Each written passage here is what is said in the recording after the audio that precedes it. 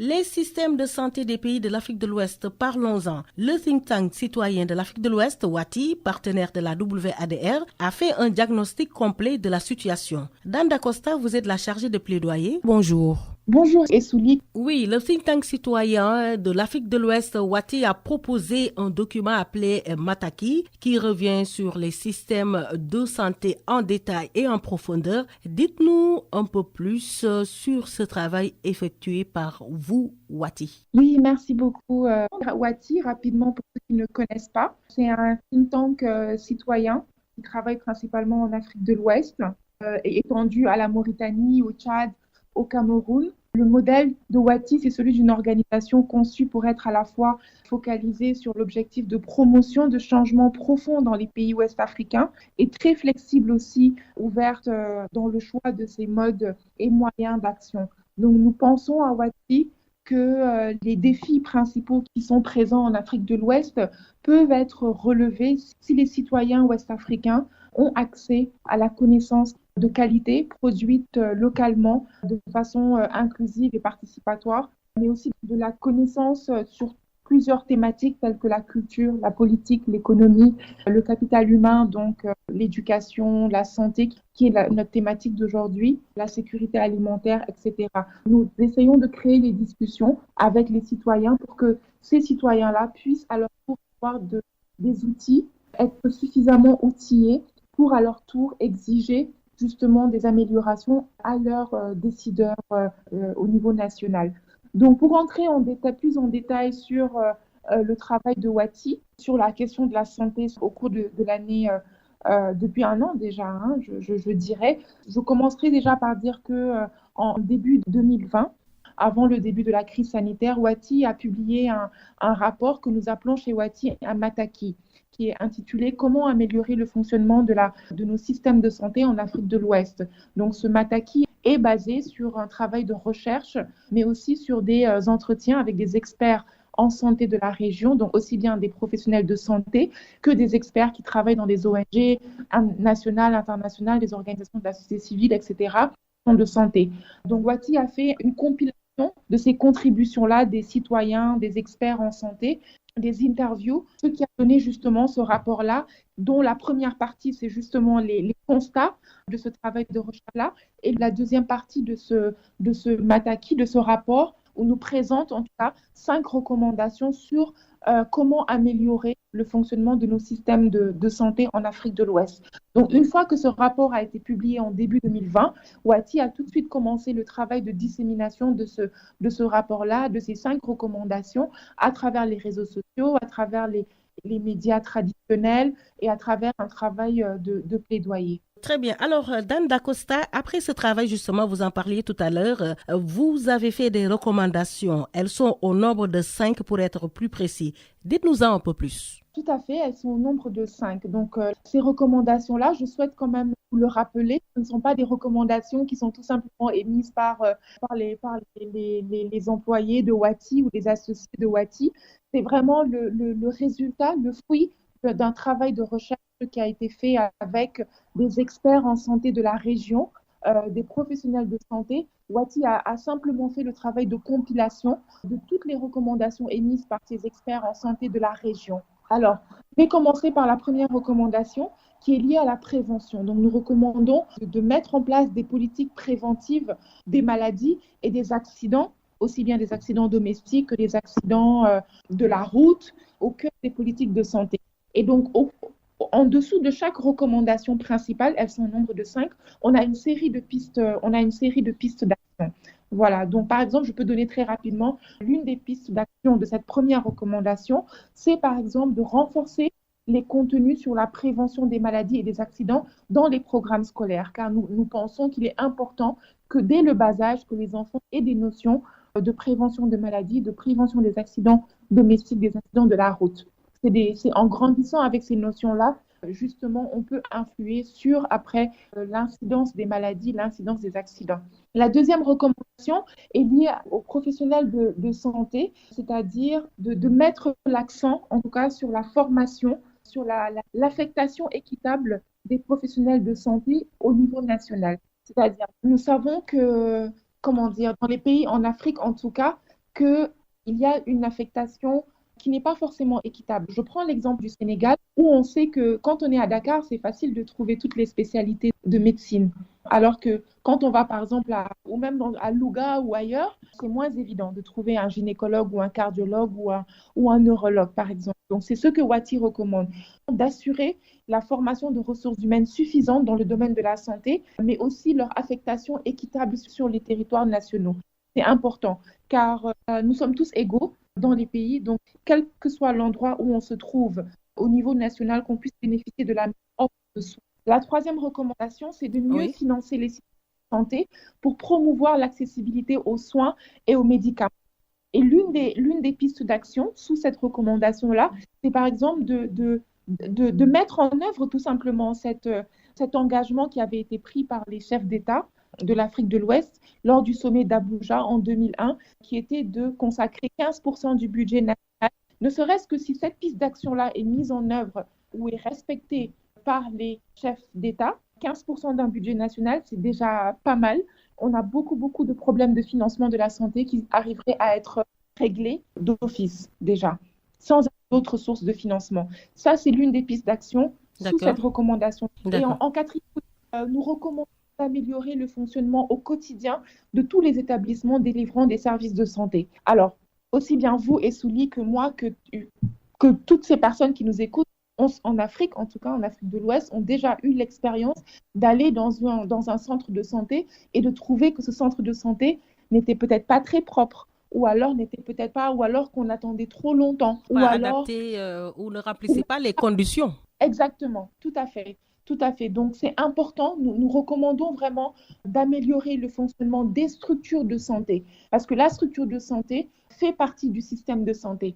Donc, c'est important que quand on puisse aller dans une structure de santé, qu'on trouve qu'il y ait assez de matériel, que ce soit propre, qu'on puisse être reçu correctement, que les prix même soient affichés et qu'on puisse clairement savoir quel est le prix d'une consultation et que ça ne soit pas à la tête du patient, par exemple.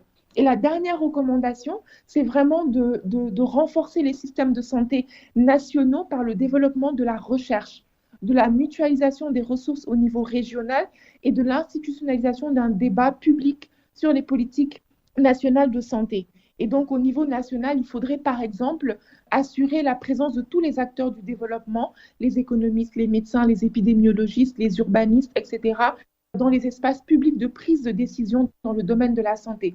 C'est-à-dire que quand il y a des discussions sur la santé, que ce ne soit pas tout simplement des experts en santé qui sont invités.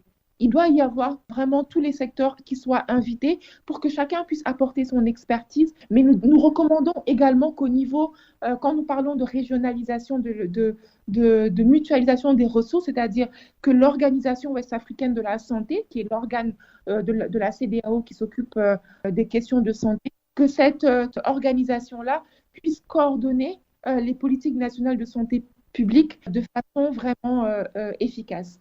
Capitale Santé sur la West Africa Democracy Radio.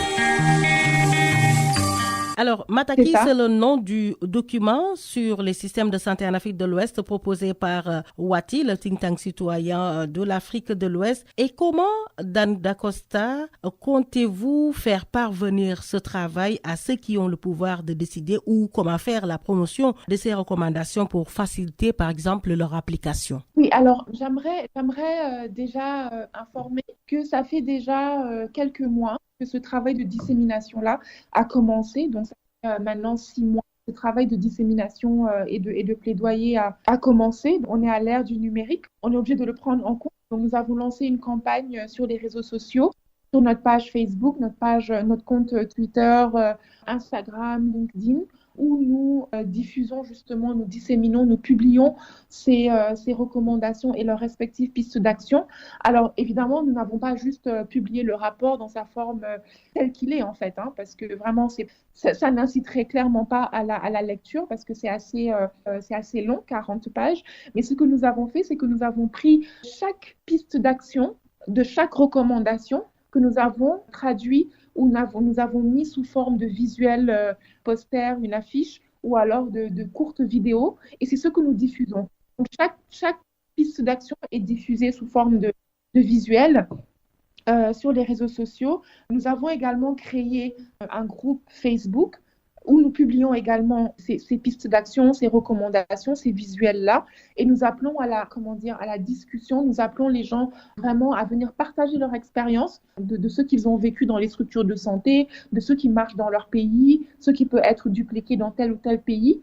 Et ce groupe Facebook s'appelle Solutions pour des systèmes de santé plus performants en Afrique de l'Ouest. Nous vous invitons à le rejoindre et à faire part de toutes vos inquiétudes ou de toutes vos solutions pour améliorer nos systèmes de santé en Afrique de l'Ouest. Nous organisons également des webinaires thématiques. Donc, l'idée, c'est d'avoir un webinaire par recommandation, donc 5 webinaires. Nous en avons déjà organisé 2. Donc, le premier sur la prévention au mois de mars, le deuxième au mois de mai dernier sur les professionnels de santé. Nous avons 4 panélistes par webinaire et nous essayons de faire en sorte que chaque panéliste vienne d'un pays différent de l'espace de la CEDEAO, afin que chacun puisse nous apporter son expérience dans son pays, de ce qui marche et de ce qui pourrait être dupliqué dans les autres pays. Alors, évidemment, nous sommes en Afrique et nous avons une grande partie de la population ou des citoyens qui n'ont pas accès à Internet, ni même à un téléphone smartphone ou même à l'électricité tout simplement, dans les zones les plus reculées d'Afrique où on a encore des problèmes d'électricité. Donc, c'est important de pouvoir faire parvenir ces recommandations, ces messages-là, à travers notamment les médias traditionnels.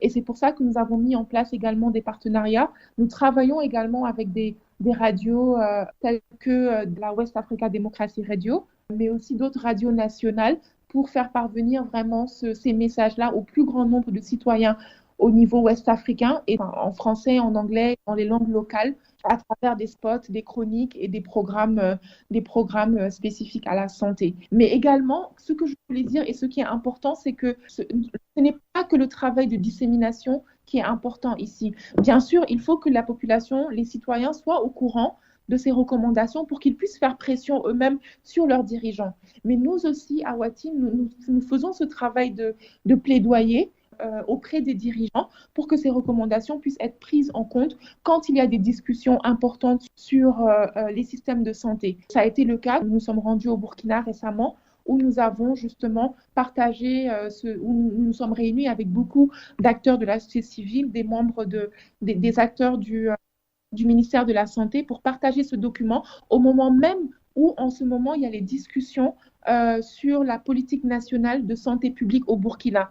Donc c'est ça aussi l'objectif, c'est de partager ces recommandations-là avec nos décideurs pour qu'ils puissent le prendre en compte quand ils élaborent leur politique nationale de santé publique, mais aussi au niveau régional avec l'Organisation ouest-africaine de la santé qui peut également travailler avec des ministères de la santé nationaux dans ce sens-là. Voilà, vraiment pour terminer, appeler encore une fois les auditeurs, ceux qui nous écoutent, à nous suivre, à se rendre sur notre site internet www.wati.org, la rubrique débat et plus particulièrement système de santé, pour télécharger ce Mataki, la version complète et la version résumée en français et en anglais, le partager, nous suivre sur les réseaux, nos plateformes digitales, donc Facebook, Twitter, LinkedIn, Instagram, suivre nos publications, les partager, commenter et rejoindre les discussions dans le groupe Facebook Solutions pour des systèmes de santé plus performants en Afrique de l'Ouest. Dan Dacosta, merci. Merci beaucoup Essouli. Dan Vieira Dacosta, chargé de plaidoyer de Wati. On vous retrouve dans 2 semaines, c'est promis. Merci à nos invités du jour. Également, merci à vous tous pour votre intérêt à cette émission et au programme de la WADR. Cette émission est à retrouver comme tous nos autres programmes sur notre site wadr.org. Rendez-vous est pris lundi prochain, toujours avec moi, Essouli Diédiou. Capital Santé est aussi diffusé dans les radios communautaires La Voix de l'Ama du Bénin et Radio Albana du Niger, ensemble pour une population en pleine forme.